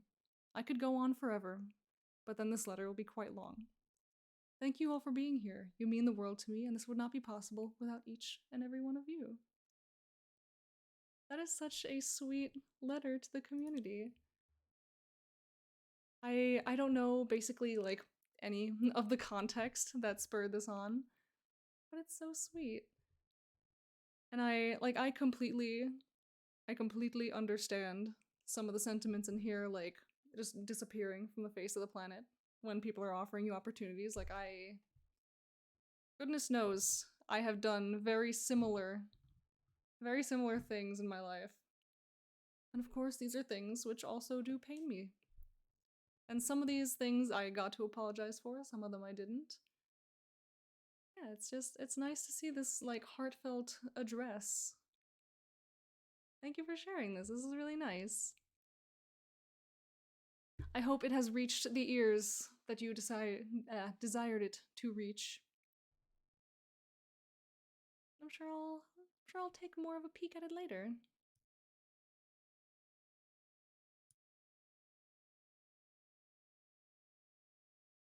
Yes, now my heart is full of all these like warm fuzzies. And and we must now get back to bird art. Yeah, good on you for making like a nice little article like this for the community, just being like, hello, I appreciate all of you. I'm sorry for disappearing, but hello. Hello, I'm here.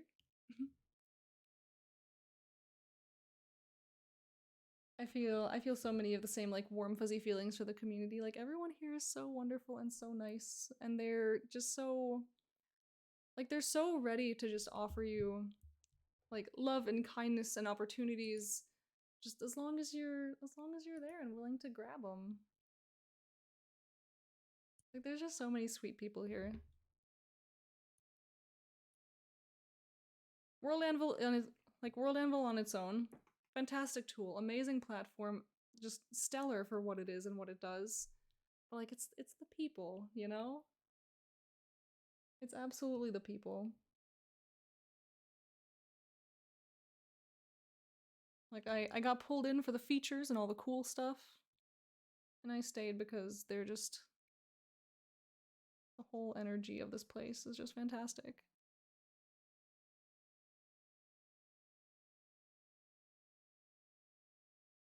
Let's draw what a bird looks like. Like a weird football, pretty much. Making me a little longer.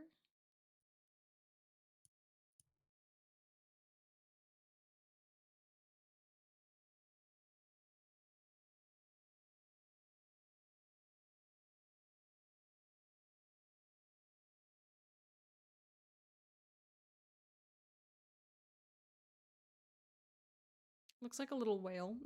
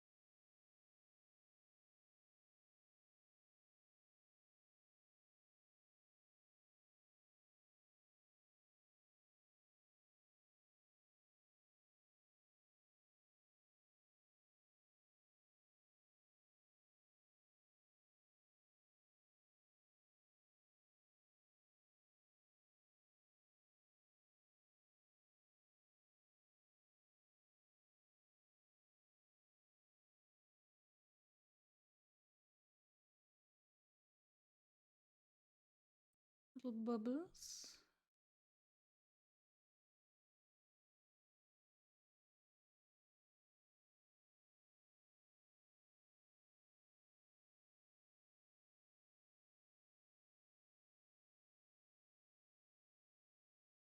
So here's our little creature that will be diving. Maybe make this a A little larger, maybe a little smaller, actually.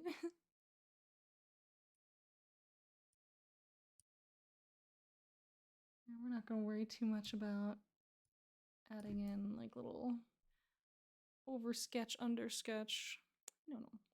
Thanks for reading the article. Yeah, of course. That's why I have that little option there. Little point redeem. I love reading people's articles. It's one of those things like, it's so hard for me to just consciously make time to sit down and read other people's things because I'm like, I'm always guilting myself into saying, oh, well, I haven't done enough of my own work. I have to do work before I can like indulge in other people's stuff. But no, sometimes you just gotta look. Sometimes you gotta read stuff. And if I have this little option here on my channel where people can say, hey, take a pause and read some stuff. Absolutely. Absolutely, I will read some stuff.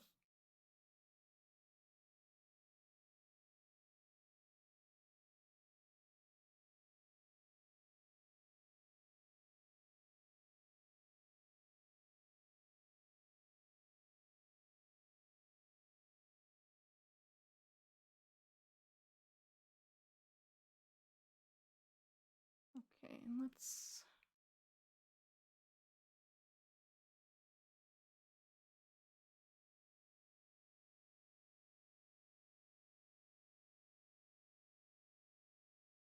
scribble in these colors. Need this.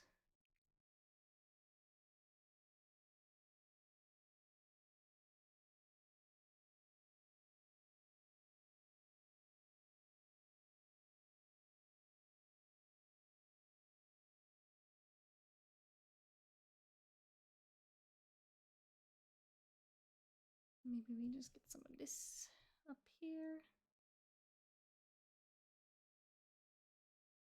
Lovely, lovely.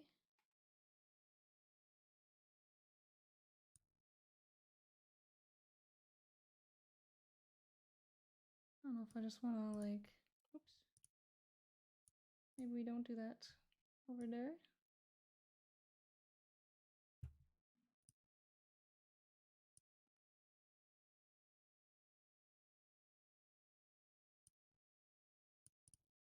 We do something like this. Grab the eraser. This, make it large. Just break some of this up so it kind of looks like it's been kind of scribbled on, little overlay.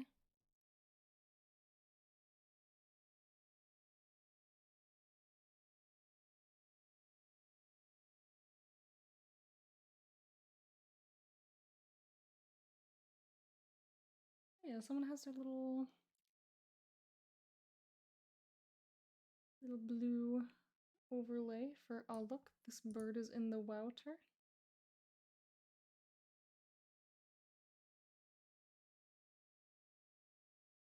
Maybe I like that more. Yeah, I'm a fan of that. I think I like how that looks. We can come back, we can make a little bit of light bubble. Or lighter, it's not gonna be too bright. I just kind of slap on some bubbles here.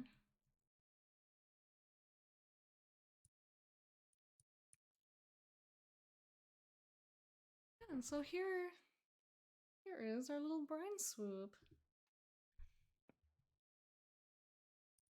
I don't know if I want to keep the name swoop if it's not actually going to be like a swooping kind of dive bird.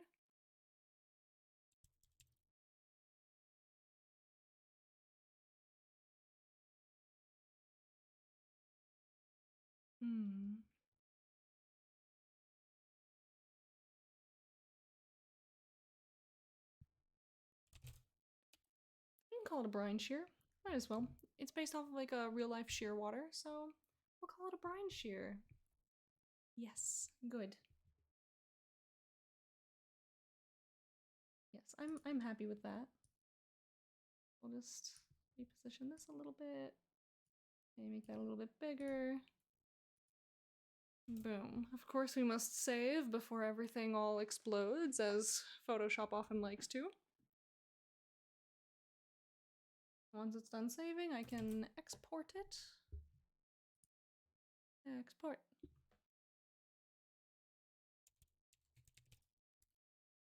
There we go, brine shear. And we'll just come back to our file manager.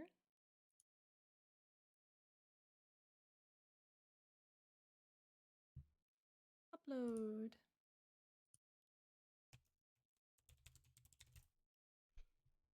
I really still can't get over the sea scamp.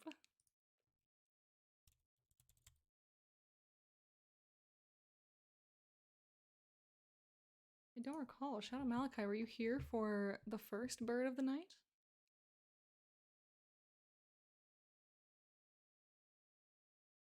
Because I'm gonna be honest with you, first bird of the night was a real hit. At least with me. I'm so obsessed with it. I will show you in just a moment once I get this little guy situated on his page. I will show both. Gosh, where is this? Why did I set this to the burrow prompt? You know, that's a real question here.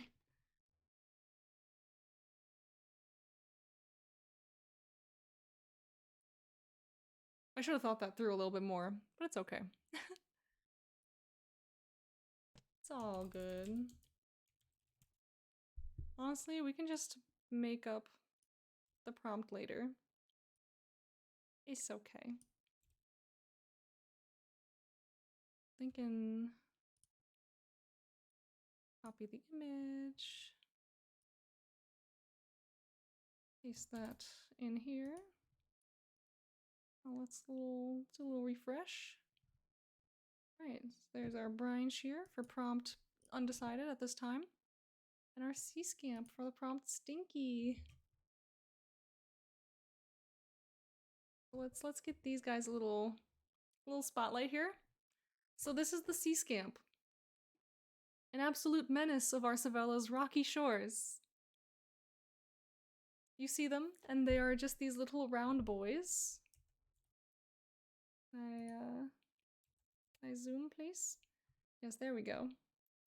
You see them, and they're just hanging out, and they're these little round boys. Beautiful, lovely, little unassuming creatures. But then, maybe you either mess with one, or startle one, or you've made the mistake of bringing food to their beach. Now it's standing up, it's looking at you, its legs are uncomfortably long, and its neck is a lot longer than you thought it would be. And you don't even need to look away for it to start running at you to come grab your food right out of your hands. They're very quick. You will not catch it. I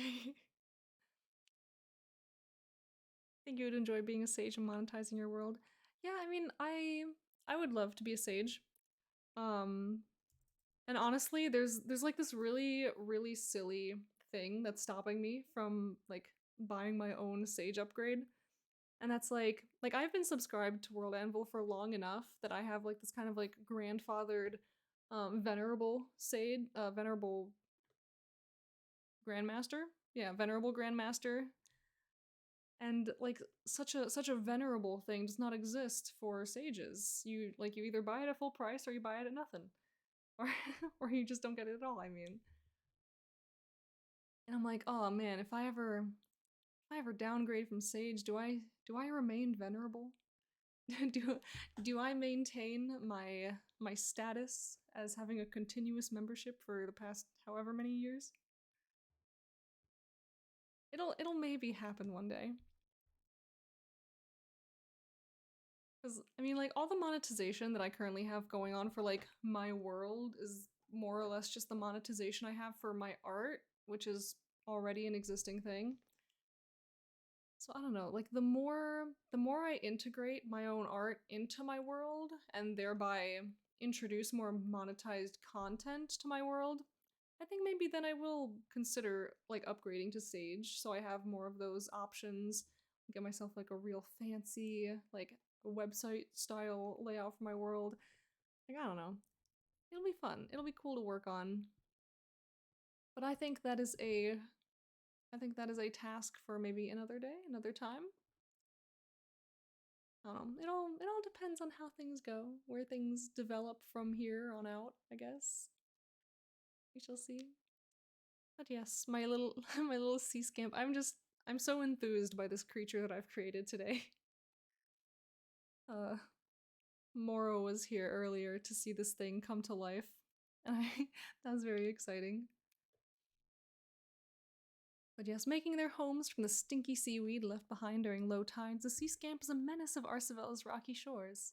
Bold and swift, these small seabirds are known to make off with any morsel of food brought into their habitats by unsuspecting travelers. Though they are a delight to watch with their lanky frames, most tend to avoid being too close to them as their nesting habits have made the birds themselves quite stinky. And so yes, this is this is my very stinky bird for my stinky bird prompt.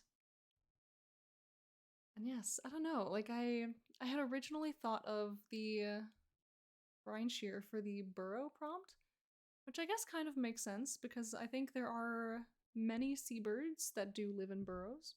And I think that was probably my angle from this one.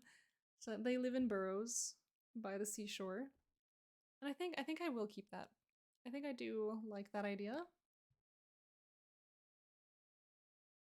And so they make burrows in the little nooks and crannies and crevasses. They maybe they share a home with the little sea scamps, but they choose to use less icky seaweed for their homes. And so that is prompt 17. I don't know who, if anyone, will care that the prompts in my list of creatures is completely out of order. I'm just uploading them one at a time in the order that I create them. I'm not paying much mind to the actual order of the prompts or anything like that. I don't think it matters. I don't really think it matters in the end. Yes, I just need to write a little something. A little something about this. So, we have the brine shear. Brine shear is a common sight along shores of Brineville Forest.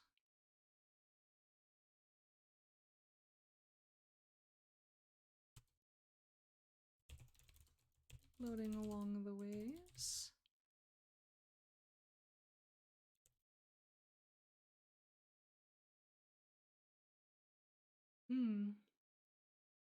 Or no, I do like burrow. I was gonna say maybe like, oh, I'm about to mention that they have like prey underneath that they are going to swoop in to go get.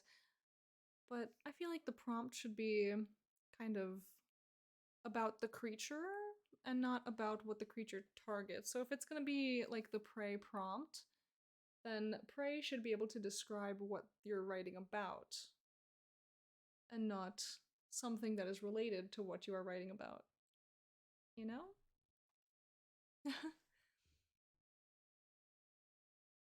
So I don't know. My brain is just kind of working through these. So I think that I have properly done that with everything I've written about so far. Yeah, because the Aurelian Gilded Pigeon, it's for the stripes prompt, and they have these golden stripes. Plus, Moss Swallow is vicious because it will absolutely peck the hell out of you for attempting to clear it out of your broken down home that you are now trying to reclaim, but they've made their home in it, so now it's theirs, actually. For the red lace wings, they are very easily identifiable by their red wings, or their orange wings. And the Gorin Puffin, with their bond, they mate for life, they love each other so much, and they flirt forever. I love them. The Pines Pheasant, for the stalk prompt because it will stalk humans as they fall in love with them. Stinky. The sea scamp is a very stinky bird. And the brine shear, they burrow.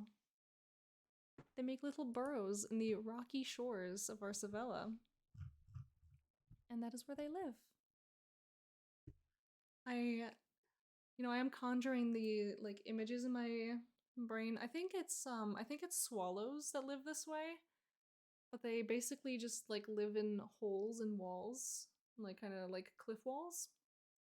I imagine this would be like something similar, kind of what I'm imagining.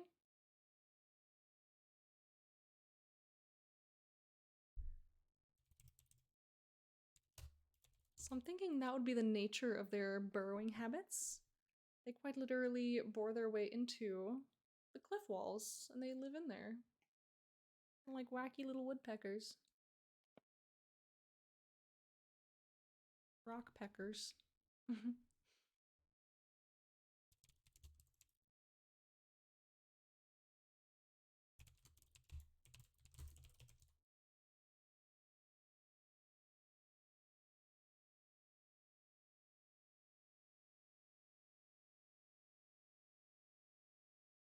Yes, the brine shear is a common sight along the shores of Brineville Forest, floating along the waves until unsuspecting fishy prey make themselves known.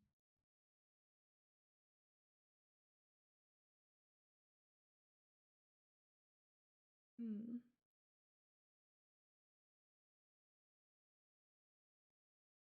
So I'm trying to make words happen. My brain is just not wording.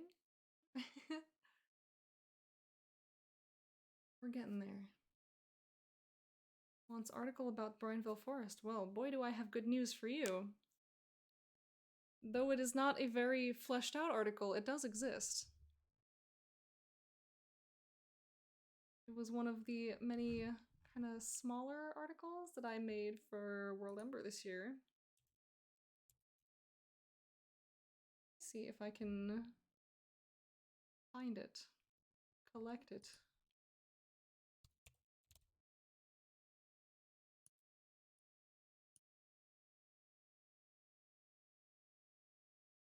Yeah, it's not a very exciting article, only because again, it's just not super developed. But it does exist. The article is indeed there. So you are welcome to check it out at any time.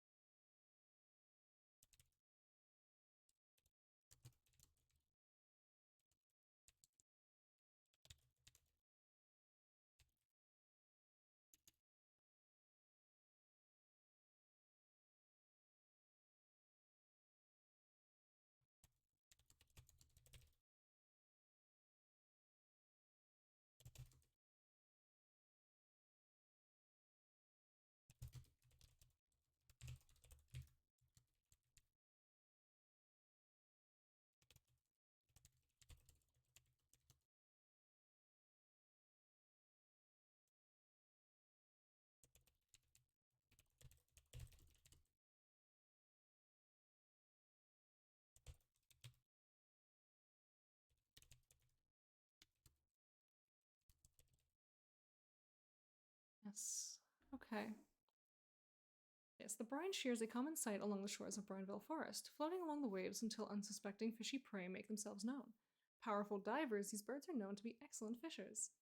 Smaller than most local diving seabirds, these shears make their homes in burrows littered throughout the cliffs of their seaside home. Short and simple and sweet. I think that is perfect for what we are trying to do here.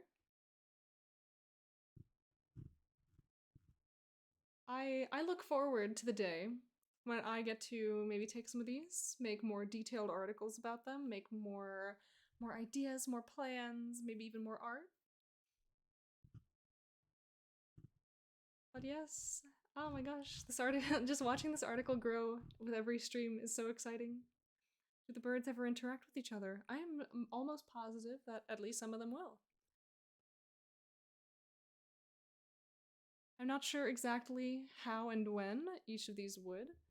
Like some of these probably would have no occasion in which they would meet. Like the Gilded Pigeon would probably be exclusive to the city of Aurel. It probably just wouldn't leave the city. But maybe there are other birds within the city which they would interact with. Maybe they would get bullied, or maybe they would bully other birds. Maybe they would live with other birds and be like quite happy with them. And moss swallows are very common around the farms, but so are the red lace. So maybe red lace and moss swallows might get into little spats. The Goran Puffin might compete with food. The brine shear during some seasons. I don't know, like it's a whole world of possibilities that we can go into. And we just gotta come up with the ideas as we go. And yeah, so I just look at his legs. Oh my god. It's just such an awkwardly shaped bird, but I love it so much. Like it's awkward on purpose. And I don't know, it brings me so much joy. Just the transformation from orb to, what'd you say? What'd you bring here? Are those fries for me? They're like seagulls, but worse. But yes, that will be it for today's stream. I had so much fun. I had so much fun doing these birds today. And I hope that you guys had a lot of fun watching. Now I'm gonna have a peek. I'm gonna see who is or is not streaming at the moment. So I'm looking at my little rate a channel button and it's just not pulling up anybody. So I don't think anyone's streaming at the moment, which is really sad. Maybe Twitch is just broken. Also a possibility. Yeah, no, it looks like just nobody's online. That's that's so sad. But anyway, yeah, I guess I'll just have to call the stream here for tonight. No raid, no adventure. Yes, thank you so much everybody for watching. I do encourage you to check stuff out on World Anvil if you haven't already. I got my Instagram, I got my Twitter. Twitter's where I post most of my stuff. I have my Discord server where I post like basically all my announcements and all my little arts. So definitely go check out my server if you are interested in just keeping up with what the bird do. My next stream is going to be Saturday, 2 to 4 p.m. Eastern time, and I will be drawing more birds. And I'm thinking Saturday it's gonna be owl theme. We're gonna draw some owls. We're gonna see how many we can get through in one night. The trend has been 2 per stream, so we're gonna see if we can continue the trend of 2 per stream. And then on Sunday, I return to you with another date with Graveyard Keeper, a lovely game, one of my favorites. And yeah, so I will catch you guys later. Again, thank you so much. I love you guys. Drink your water. Drink your water. Have your sippies. Take your meds if you need to. Stay fun, stay creative. And I'll see you guys later. Goodbye.